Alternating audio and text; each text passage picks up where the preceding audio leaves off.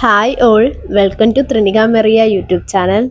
നിങ്ങൾ ആദ്യമായിട്ടാണ് ഈ ചാനൽ കാണുന്നതെങ്കിൽ സബ്സ്ക്രൈബ് ചെയ്യാനും ലൈക്ക് ചെയ്യാനും ഷെയർ ചെയ്യാനും മറക്കല്ലേ. അപ്പോൾ നമുക്ക് റെസിപ്പിയിലേക്ക് പോയാലോ. ഇന്ന് ഞാനൊരു പനീർ ടിക്ക മസാലയുടെ റെസിപ്പിയാണ് കാണിക്കുന്നത്.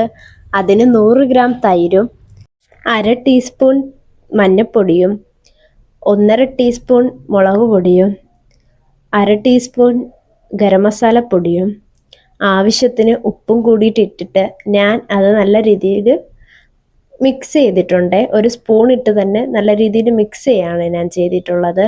മസാലയെല്ലാം അതിലായി എന്ന് കണ്ടതിന് ശേഷം ഞാൻ ഇതിലേക്ക് 300 ഗ്രാം പനീറാണ് ചേർക്കുന്നത്. 300 ഗ്രാം പനീർ ക്യൂബിക്കായിട്ട് ഞാൻ കട്ട് ചെയ്തെടുത്തിട്ടുണ്ട്. പനീർ നല്ല രീതിയിൽ മിക്സ് ആയതിനു ശേഷം ഞാൻ അത് വേറൊരു പാത്രത്തിലേക്ക് മാറ്റിയിട്ടുണ്ട്. എന്നിട്ട് ആ ബാക്കി വന്ന മിക്സിലേക്ക് ഞാൻ സവോള, തക്കാളി, ക്യാപ്സിക്കം എന്നിവ നല്ല രീതിയിൽ ക്യൂബായിട്ടാണ് അരിഞ്ഞിട്ടുള്ളത്. അരിഞ്ഞത് ആ മിക്സിലേക്ക് ഇട്ടിട്ടുണ്ട്. ഇട്ടതിന് ശേഷം ഞാൻ അതും കൂടിയിട്ട് നല്ല രീതിയിൽ മിക്സ് ചെയ്ത് വെക്കുകയാണ് ചെയ്തിട്ടുണ്ടായിരുന്നത്. എന്നിട്ട് ഇത് ഒരു അരമണിക്കൂർ റെസ്റ്റ് ചെയ്യാൻ മാറ്റി വെച്ചിട്ടുണ്ട്.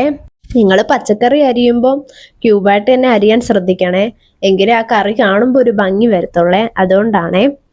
30 മിനിറ്റ് കഴിഞ്ഞിട്ട് ഞാൻ ഒരു പാൻ അടുപ്പത്ത് വെച്ചിട്ട് അതിലേക്ക് കുറച്ച് സൺഫ്ലവർ ഓയിൽ ഒഴിച്ചു കൊടുത്തിട്ടുണ്ട്. സൺഫ്ലവർ ഓയിൽ ചൂടായി വന്നപ്പോഴത്തേക്കും ഞാൻ അതിലേക്ക് കുറച്ച് ബട്ടറാണ് ഇട്ട് കൊടുത്തിട്ടുള്ളത്. ബട്ടർ ഇടണമെന്ന് നിർബന്ധമില്ല, നിങ്ങൾക്ക് വേണമെങ്കിൽ ഇട്ടാൽ മതിയേ. കുറച്ച് ബട്ടറും കൂടി ഇട്ടിട്ട് അത് മെൽറ്റ് ആവുന്നവരൊന്ന് വെയിറ്റ് ചെയ്തേ.